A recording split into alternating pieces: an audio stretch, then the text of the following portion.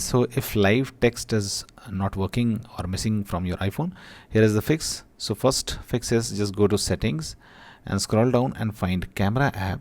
Okay, tap on it and make sure show detected text option is turned on. If it is off, turn it on, and make sure the scan QR code option is also turned on, and then try again. Just try go to any picture containing text and then just tap on this live text option. You can select a particular text, okay, or you can select all the text, okay, and then copy it and paste it anywhere. Okay, now if this does not work, then what you can do, you can try using live text using your Photos app. So how to do that? Just take the picture of any text with which you want to take live text. Also make sure it is enabled in settings. So just go to settings app and then go to general, tap on general, and go to language and region, tap on it, and make sure live text option is enabled. Now what we will do, we'll open the Photos app. Okay, and once we open the photo app, there will be a live text option here.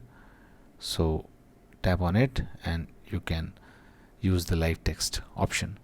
Also you can use the live text option from iMessage or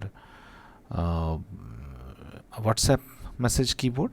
Okay, so whenever you tap on this text message box of WhatsApp or live iMessage, just long press and this option will appear. Okay, just long press and leave and this option will appear, and now tap on live text symbol.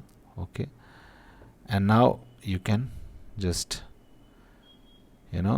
select any thing using scan anything, scan and copy it and send it.